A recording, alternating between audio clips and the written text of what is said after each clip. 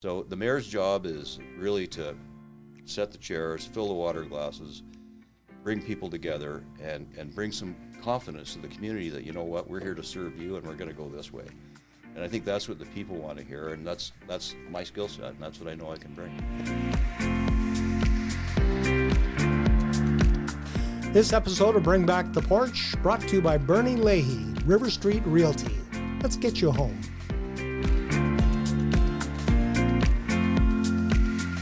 Are you comfortable, Andy? I'm very comfortable. Is that a good seat for you? Yeah, it's good. It's perfect. Better than the seat you've been sitting in the last 4 years? Well, much more comfortable, I would guess think. We'll see how hot it gets through the next hour. I was just thinking, boy, the last 4 years, if it was me, instead of running again, I might be running out into the night with my head over my hands and just screaming. It has been a remarkable 4 years in the history of our city in terms of what this city council has gone through. You've been on the inside, and I guess the first question is, why do you want to come back? Well, I've always thought that, you know, we need to finish well in what we do, and I really feel there's been some unfinished business. We just haven't got there. So 6 months ago, I had absolutely zero intention of running for mayor, and I think I was clear with that with Dan Rainish on chat. He brought it up, and I said, no, I'm not running. I had no intention to. As time went on, it seemed that perhaps Drew Barnes was the only one running, and I thought, you know, he needed some competition. I think we need someone that's experienced on council, someone that's been through the fire, which I've been through. And I think it's super important to have that experience behind you. And at that time when I put in, I didn't know if Lindsay was going to run or not. So again, it's no reflection on Lindsay. It was just, it seemed that there was maybe one or two candidates out there that were running, and I want to finish well. I think I'm going to be straightforward. My leadership skills, in my view, are my strong point. I was, as you know, the police chief for 12 years and a 40-year career on the police service, where I was our SWAT team commander and, worked my way up the ranks, deputy chief, inspector, and chief. And so I know how to lead people in I guess, good times and in critical times. So I'm very confident that when I'm the mayor, that there won't be any conflict like what we have experienced. And again, I don't want to disparage anyone else, and it's been a tough journey for everybody. There's been just a lack of leadership experience at the top, and that's nobody's fault. I remember joking with you a morning after, I think it was the council meeting, where you had to bang the gavel a couple of times to get order, and I joked that maybe you should have had a whip and a chair instead to keep people in line. 4 years ago, when you were elected, there was a lot of optimism. There was. When did it turn the other way? When did things start to go south, do you think? For me personally, it was almost straight out of the gates. I just noticed a lack of collaboration from the top.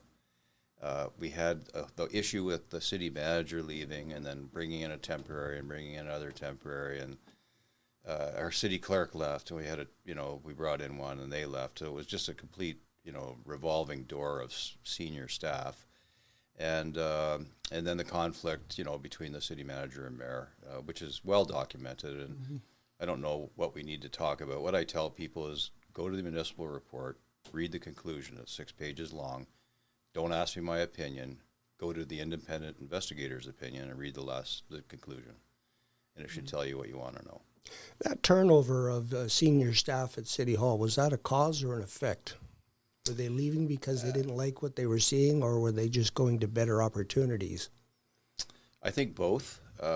So we've had a challenging 4 years in a number of ways. So we came out of the pandemic because, we're all wearing masks at our soiree, our beginning, when we're all happy and getting along. And then, so a lot of people came out of COVID. The expectations of people were different, and I found were more polarizing in their views and much more verbal about what they liked and didn't like. And we've had some very special citizens who have, I think, taxed staff to a great degree, and that's some of the reason for the turnover. It's really got nothing to do with council. Some of it is better opportunities. I know our city clerk that we had at the beginning left for a really awesome opportunity by the sounds of it. Another one left because the noise was too great from some of the citizens in the community, not council. So I know that council, everybody's focusing on the conflict, and rightfully so. And there's, we all hold some of that responsibility, and I'm not standing away from it saying it wasn't me. I was in there. We can get into the sanction stuff. I know you're going to ask me somewhere through this. We'll get to that, which is fine. It needs to be said. But it's just been a mixture of a lot of things. Senior staff that are ready to move on. I know one of the managing directors, got a great job in the community, and so he moved on. And so they're just people retiring. It was just a strange set of circumstances. So I'm going to just say what I think we need at City Hall is just some calm, mature leadership that wants to collaborate, that wants our staff, our senior staff, and our people to feel safe and comfortable, that we're going to move our organization forward in a way that the community, it's all about the people. So people first, and that's right on my pamphlet.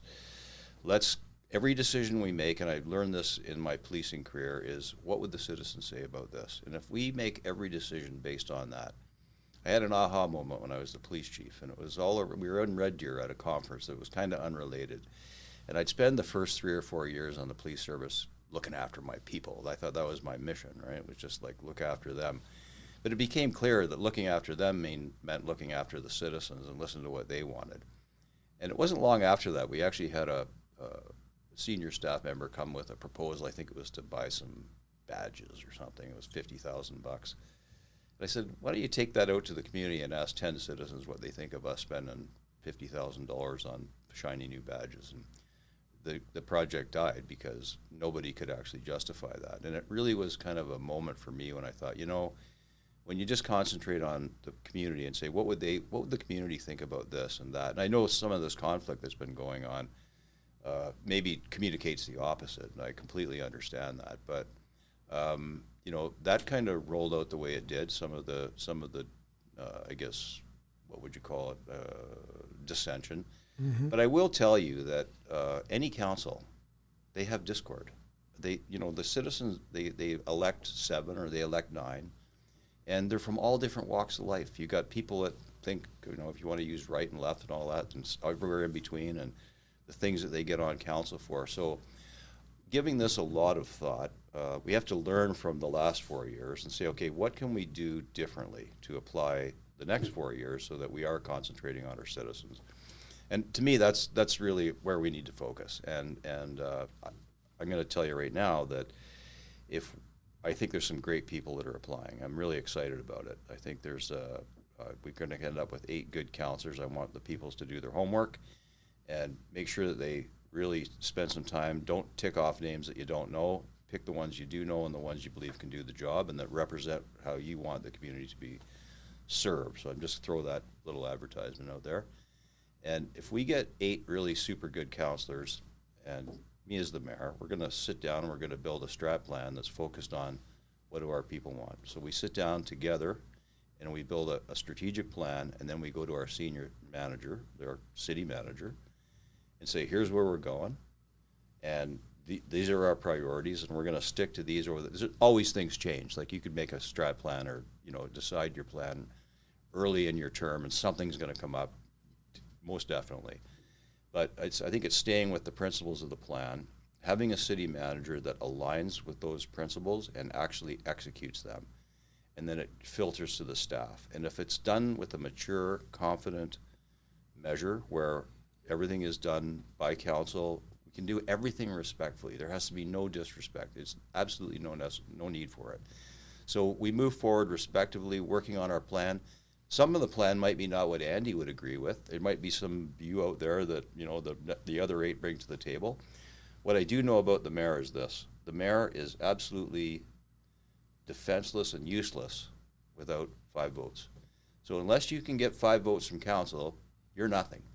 So the mayor's job is really to set the chairs, fill the water glasses, bring people together, and bring some confidence to the community that, we're here to serve you and we're going to go this way. And I think that's what the people want to hear, and that's my skill set, and that's what I know I can bring. And that's leadership. Now, 2020 hindsight being what it is, if you would have been the mayor over the past 4 years, what would you have done to bring those people together and get those 5 votes that you needed? Well, that's a really good question. So I would have collaborated from day one and led from day one. And there was a bit of a lack of experience in that particular area. And it's massive. You can't, as the mayor, as a leader of any organization, as other people experience, you have to have folks around you. You can't do it alone. You have to bring people, the elected folks in this case, together. I know all of them very well, and everybody on council are great people. But we just weren't brought together in a way where we could actually bring results to the community that they expected. And I want to say this, if you go onto my website, you'll see that we have done a lot of work. So we've compiled 4 years, it's called the past 4 years on my website, and it not just what Andy thinks he's done, but what all of council has done. It's all right there. It's very detailed, it's very factual, it's not flowered with AI, it's just here are the facts, here are the things that we did do. And so if people are curious, they want to go to votemcgrogan.ca, go to the last 4 years, have a look. It's although I admit it has not been the prettiest 4 years, there was still some good work done. You mentioned the sanctions, and that's something we need to touch on. No, we don't. Did you think they were fair? I think all the sanctions were fair and reasonable except for the wages. I think we overstepped. I did say from the beginning that the crime and the punishment have to be commensurate, and I think it was out of balance. But I will say this, there was plenty of opportunities for us to not even get to sanctions. There was plenty of opportunity for leaders at the top that are holding those positions to just say, you know what, I could have dealt with that better. And it would have been over. There would have been no need for sanctions. There would have been no need for anything. So everybody's got to back the boat up a little bit and say, were these sanctions necessary? Were they appropriate? So a judge has said they weren't appropriate. I agree on the wages in hindsight. I think as much as you say you have to focus on an issue, and this is the only issue you can judge it on, there's obviously things going on around that probably affected our decision. So I did raise my hand to those sanctions. I did agree. In hindsight, were they reasonable? Probably not. Could I have done a better job? Yes. And it's about really learning and moving forward. You can't just say, well, you made a mistake and therefore, if you just made a mistake and you just made the same mistake the next day and the next day, I get it. But do you reflect on your issues? Do you learn from them, and do you move forward? And that's really what leadership's all about as well. So now looking forward to the next 4 years, Drew Barnes has made a promise that property taxes and utility rates will be frozen for 2 years. But he's, as you mentioned, only one vote on council. So what would you do? Well, I don't think it's reasonable to freeze taxes. We did that during the pandemic. 2 years we froze taxes before this council got in. So we spent 4 years catching up the unions, the associations, and rightfully so. They took zeros as well during the pandemic. But we have to be competitive in the market. So it's a great slogan, freeze taxes. I mean, it's great, but is it real? And he's right. He is only one vote. So I would suggest that we should be taking a more reasonable approach, and we should be saying, how can we right-size City Hall? Is there a way we can reduce taxes? How about starting with a zero budget, like a zero-based budget in our first year, and have a CAO that's walking with us, and you set the parameters. I'm not saying gut City Hall, but let's right-size it. And I think we could do that and probably save a lot of money if we can get to zeros. And if the idea is we'll get to zeros, but we're going to spend all of our reserves, then I don't agree with that, because it's just like our homes. This isn't a complicated economic situation. We all have savings accounts, some bigger than others. So if we want to dip into our savings and drain it so we can hit the slogan, then I guess that's what we do. I think what people want is fair taxes. And in December, when council voted on a 5.6% tax increase, I'm on record as trying to get it to 3.9, try to get it under 4. Under 4 is palatable. It gave our unions and associations the bump ups that they actually needed to get caught up with the rest of our world. and it left a little room for inflation. And I still think to this day that if we would have actually really nailed down on that, we could have done it without affecting services. So if we have to look at our services too and what we're providing, and I think that's a big part of our expenses. Are we serving the community in the ways that they expect us to? We've had it pretty good here. I mean, we've had our parks are unbelievable. We have a lot of great amenities here. We have some aging facilities that need to be looked after. So to say if we're gonna freeze taxes at zero, that means no work on our present facilities. Probably our capital expenses will go down. Our road crews won't be doing all the work they're doing on the road. So we can say, oh, it's so inconvenient that all this construction's happening, and it's like trying to get out of my court right now is almost impossible. But the end result is worth it. I mean, sometimes a little bit of short-term pain is long-term gain, and you have to give the city credit for keeping our roads repaired, keeping our sidewalks in good condition, all those things that they do that nobody pays attention to. And it is important. I know you're going to go to Division Avenue, so let's just go there. Let's go to that burr right now. Go there, but I was just going to follow up with the budget process. Sure. You do a 2-year budget. Yes. And you just started the first year, I think, in December. Mm-hmm. So the next time that the new council will look at a budget is 2 years down the road. Well, there is, but they have to revisit this budget as well. So the next year of the budget, this new council will look at. So I think we need to sit down as a council and say, is this where we want to go, or is it somewhere a little bit different? Mm-hmm. And I'm all into that. I'm very worried about. I always say, you know what? Here's our tax base. It hasn't been growing much. We need to do something there. So we just keep taxing the same folks over and over. It's like we run out of money. We just tax the same people all the time. Well, what about growing our tax base out? How do we do that? We do that by attracting business. Well, how do we do that? So we create incentives. Well, how do we do that? So it just keeps going and going, but we're not doing it right now. So let's do it. Let's actually do some things that stimulate our economy, expand our tax base so that it's not the same people paying all the time. Because at the end of the day, the people, and they've already said it, I can't afford another 1%, let alone 5.5%. And we have to listen to that.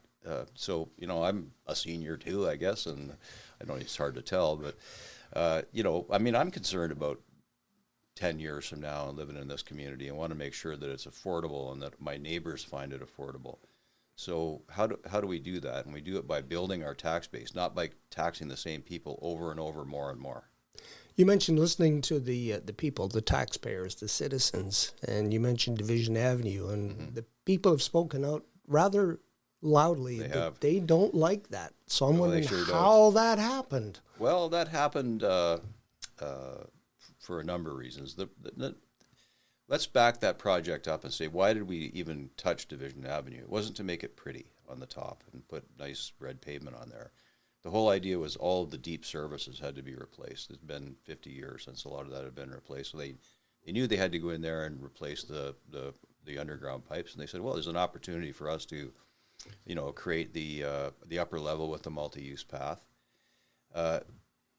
So I know council is blamed for every mistake of every project, but we don't go out there with our hard hats on and decide all the details. The one thing I've learned, and I hope the city has, is that we have to be a little more careful of the details because the devil's always in the details, and that's what got us this time. So my view of Division Avenue, it's beautiful, multi-use path, there's room for it. We could have made the streets another 6 feet wider, in my view, and we could have done without the boulevards, the bump outs. So, but you talk to the engineers and they say, yeah, we've learned from this too, right? So this is one of the first times since I've been on council where people have gotten up and spoken about their displeasure for a project. And again, are you going to learn from it, or are you going to just ignore it and move on? So better consultation up front. So we consult on the big plans, the master plan, the master traffic safety plan, and you've agreed to that, so now you've agreed to narrowing of streets and roundabouts. And no.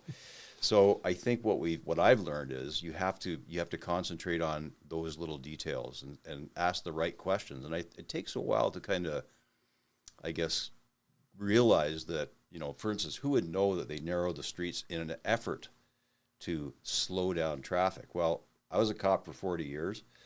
I've never wrote a speeding ticket that I can remember on Division Avenue. So I don't know if we need to slow the traffic down, but it's a engineering philosophy, and we just have to make sure it fits our community.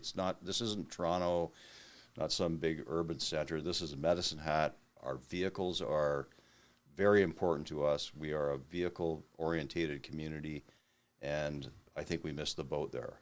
That's just my opinion. I'm not speaking on behalf, obviously, of council, but we missed the boat there. But did we learn?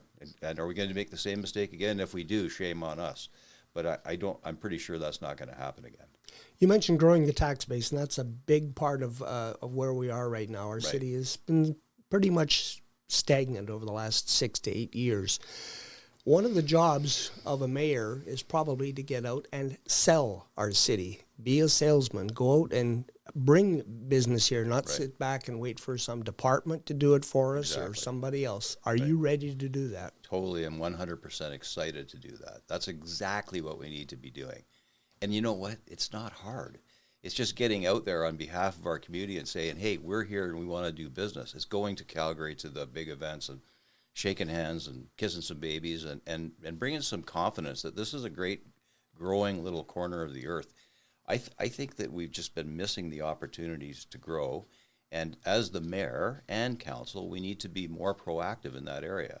So yes, as mayor, that's one area that I really want to concentrate on. You know, I had a developer tell me once, you know, Andy, I sell a property once, you tax it forever. And you can't, it's undeniable. So basically, why aren't we, every time somebody wants to build a hotel or a restaurant, we should be bending over backwards to bring them here, to help them out. And by helping them out, we also need to make sure we're helping out the people that are here already. So we have a lot of businesses right now that are struggling with utilities, with taxes, and we need to make sure our policies are fair. Policy is not a sexy, I'm going to get voted because I'm going to change some policy thing. But I will tell you right now that our policies, in my view, some of them aren't fair. And we need to create some fairness around our policies. And some of the details are around, our transformers, which I've put a notice of motion forward, and, who pays for them, and how do we incentivize people to put a backyard suite in their yard? Are we doing that? Are we doing all these things that we can? Because if you think about it, there's a lot of people that live in, the houses on the hill. They have a whole backyard that they really don't need. If they put a backyard suite in there, they're getting income so they can stay in their house longer. That's good for everybody. They're paying taxes there. Now they're building a suite that we're going to tax, and there's going to be electricity going to it. It's a win-win. So the people that build the suite win because they get revenue. The city gets revenue because they tax it, and there's more utilities being paid. So we should be really concentrating really hard on. That's a small issue, but we could do that times 100. You think about how it would increase our viability as an affordable community as well, right? You put a suite in a backyard, and all of a sudden someone's got a place to live that can't afford the house at the front of the yard. And that kind of thing. So there's just a lot of things like that we can do.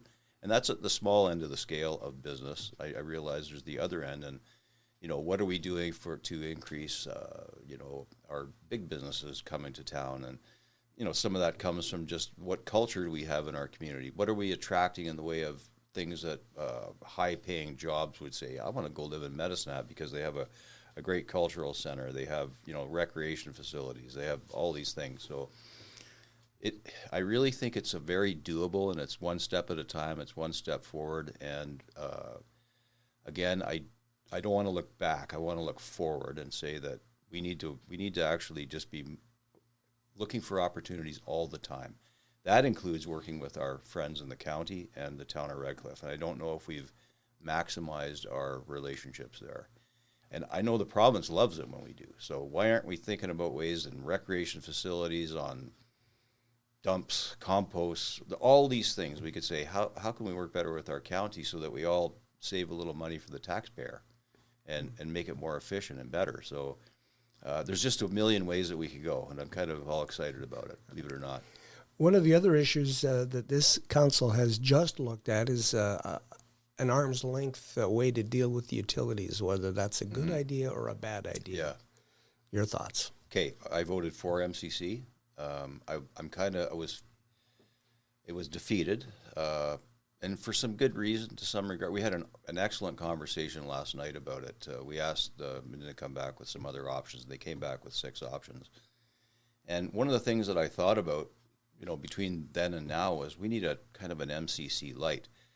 I've said all along, you take the retired cop and the lawyer and the candlestick maker and the baker, and you ask them to direct our utilities. It's a very complicated world. It's not like in the old days when, it was quite simple. They have to be competitive in order to keep our economy going down here. And there's some $1 million decisions. Like a transformer needs changing or whatever the case might be. And, I don't know if we're qualified to do it. And it's not a cop-out, but what we need is some help. We need some industry experts. So one of the things I really liked last night is they talked about a couple options around an MCC light. So we're not paying the big bucks for a separate corporation, but we're going to attract a committee of community experts. And I could name off 3 or 4 that could come in here and be an advisory, to council in relation to our utilities, where we're going in the future. I'm afraid to death of the solar panel project. It's millions of dollars, and I don't know if we're in the position to spend millions of taxpayers' dollars on a solar project that might be obsolete in 10 years. I'd like to have the experts around the table to say, you know what, this is what's financially viable and this is what isn't. Council, you make the decision. Here's our recommendation. And so I'm looking forward to that. So another thing that this next council is going to have to look at, and some of the, asking the community for their input is underway now. That would be a Southside Recreation Center. But also, there's been discussion over the last 4 years. What do we do with the Moose? What do we do with the Heights? We have a swimming pool that has been sitting there dormant for a number of years, and other infrastructure too, recreationally, the Crestwood Pool. Yes. Southside. Do you see that as replacing all those other neighborhood facilities? Because people who live in those neighborhoods are going to be unhappy if you take away their facility. Well, it's not their facility to start with. It's a city's facility. And I look at our community like a neighborhood. We're 60,000 people. So to start with, let's start with arenas because they're easy. So sheets of ice. I used to own a commercial property up by the Safeway on the hill, and the Moose is right there. I never saw a kid walk into the arena with his hockey equipment on his shoulder. I mean, the parents drive them there. So I think that's a myth that we could dispel pretty quickly. I'm all for multi-units of ice together for all the efficiencies. And where it goes is irrelevant.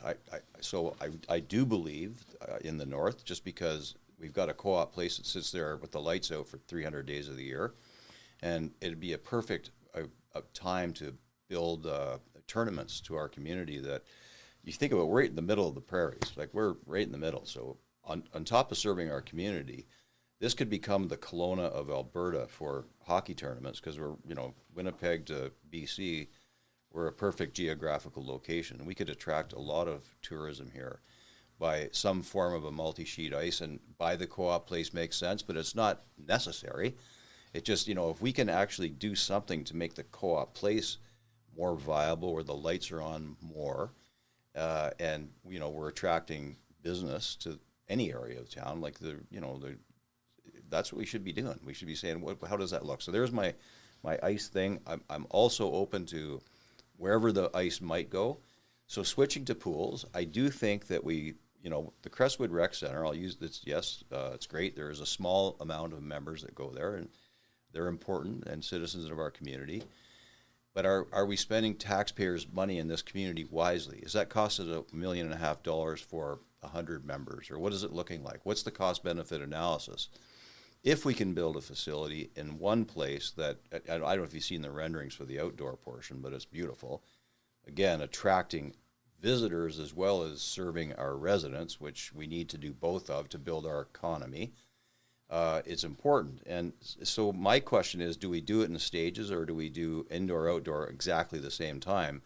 Because we can say, well, we're going to do it in stages because, it's so expensive, but, inflation, and it could be cheaper to build it now and debt service it than it would be to build it 5 years from now. So I'm again, this is just me talking, and, I'm only one of 9, would be to put an indoor-outdoor together at this stage, and you can build onto it later with all the other things. And so that's how I look at it. Everybody says, well, we've got, the north there, Big Marble. Big Marble is very good. I wonder, I know there's an ice plant up there that apparently would service 2 sheets of ice, but we only put 1 up there. Like, why didn't we put 2 up there? But we didn't. So we'll talk about, let's go to the Heights Arena. So that thing it used to be an outdoor arena. As the Moose was, and they put a roof on it, and then they put walls on it. And how much is it costing us to run? And is there a better way to do it? Is it 2 sheets of ice that are new up at the Big Marble a better option? So I'm totally open to looking at it. I think some of these facilities are too old to revamp and make viable for our modern days. But we have to be able to afford all this stuff. So it comes back to the tax base. Like, how much debt are we going to go into to provide facilities? And one thing I'm on record as saying is some of the businesses that we're in, and I always use weightlifting and fitness as an example.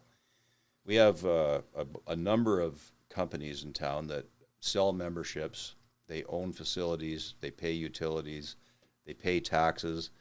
And we kind of compete against them. So we're competing against ourselves in a lot of ways. And what could that model look like if we change that? You can kind of see where my mind's going. Mm-hmm. So instead of coming out with a blanket, we're going to go to zero taxes, I'm saying let's start doing some things that will get us there. Okay. And if it gets us there, we get there. But let's be reasonable and realistic. Another group that has come to council with hat in hand is the Medicine Hat Exhibition and Stampede Company, with a plan to, as you say, maybe in some areas compete with private industry. Right. You, I think, were a member, the council representative on that board?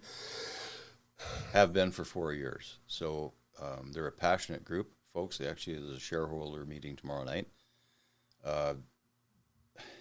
There's no mistake that, I've talked to my friend Ron Edwards about their ask, and it's massive. It'd be the biggest amount of money that the city has ever given a not-for-profit organization.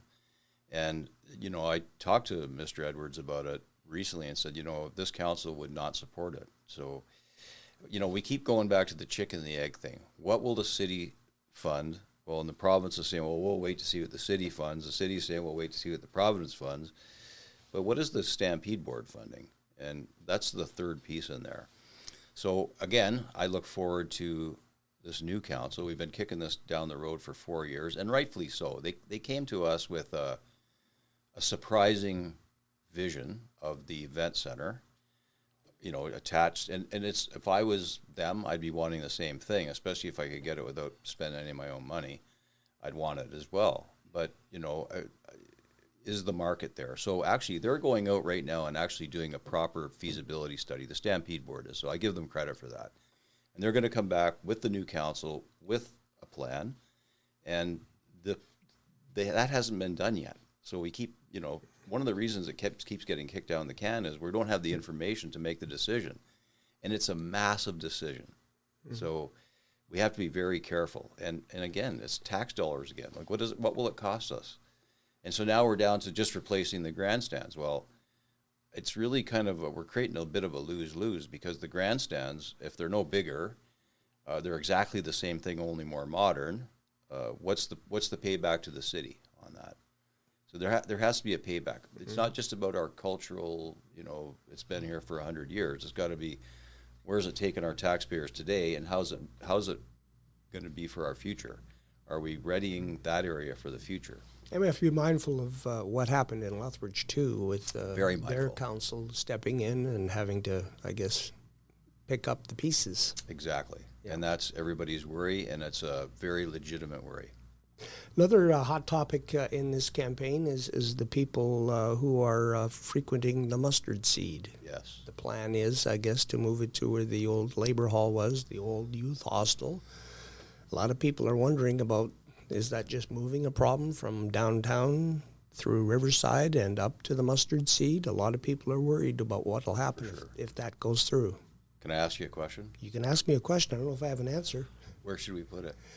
Yeah, exactly. That's NIMBY in its greatest form, not in my backyard. I know. And you know what, I completely understand any opposition. We saw what it did to that neighborhood down off of Allowance when they were basically traipsing from Allowance Avenue through the neighborhoods to there, waiting, hanging out. It was very disruptive. So there's a bunch of concerns. The one concern is our vulnerable population.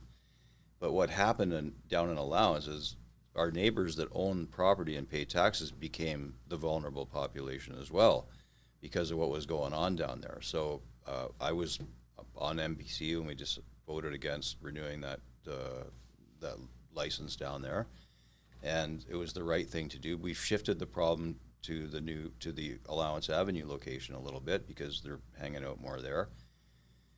I don't know what the right answer is, and it's before council right now, so it's a bit inappropriate for me to, speak too much about it. But I have my opinions.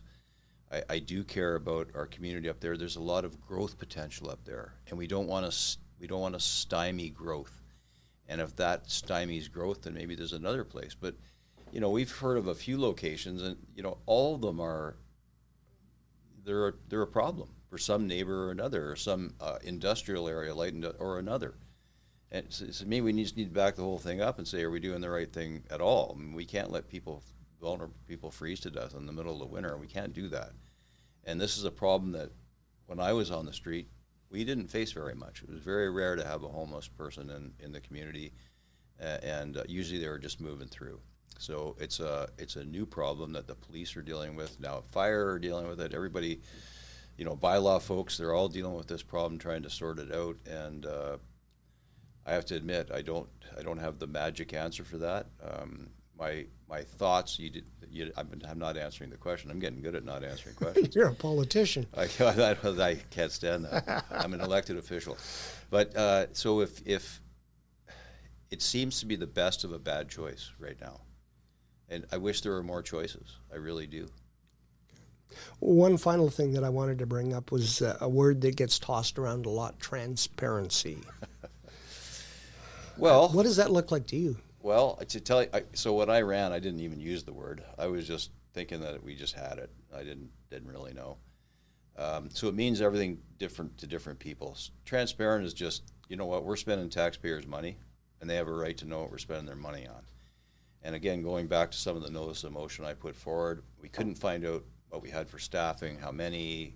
So I put a notice of motion forward to have a list on the internet with all of our staff and the ranges of pay they made. So we're not, we weren't breaching their privacy, but the people who are paying taxes have a right to know. So this transparency piece, you chip away at it a bit at a time.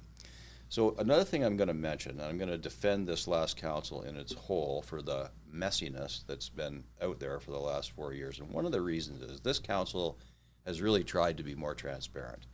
That means less closed meetings where you get everything straight and then come out in the public and make those nice votes and we all look great, to being in the public and making messy decisions, asking dumb questions that we need to have answered. So we're doing it now in public, in open instead of in closed, and that creates a different spotlight on us as a group. They're saying, well, how come these guys look so disheveled, I guess, in the way they're dealing with things? Well, a lot of that stuff was done in the back rooms before, and we're trying to do it in the public. So I think we're trying our best, and there's been some, and I'm not talking about me, I'm talking about all of council. I'm going to defend everybody here. We're trying our best to be as open as we can. We should be basically getting rid of closed sessions in their entirety, unless there's a great reason under FOIP. We still try to. We do a lot less in closed now than we've ever done. So the transparency piece is important when it comes to everybody. When I leave here and I walk, I'm spending your money, and you have a right to know. You have a right to know. So the last one I did was the senior admin expenses. I asked it to be published. My expenses. If I paid for my parking to come here, and I claimed it at council, then I have to disclose that, and twice a year it's published. All as I'm saying to senior admin is follow the same example. So whatever you're spending your money on in your expense accounts, whatever you're doing, you're doing business on behalf of the community, and if you legitimately are, then you should be honored to do that. you know, and about the wages, I'll go back to that. I had people say to me, well, if my neighbor knew how much I make, you know, I'd be embarrassed. And well, then you shouldn't be making it. So to me, it's like when I was the police chief, my contract was public, and I was proud of it. I negotiated what I thought was a fair contract. I was good with it. I would tell anybody what it is, and if they didn't agree, well, so be it. But they weren't doing it. So, but you know, I think we still got to be honest with the public and tell them what we're thinking all the time. Andy, thank you for your time, and good luck in the campaign. Well, he didn't even try to beat me up. Thanks for that. Appreciate it. Thanks, Brian. That was very good. Enjoyed the conversation. Me too. Take care.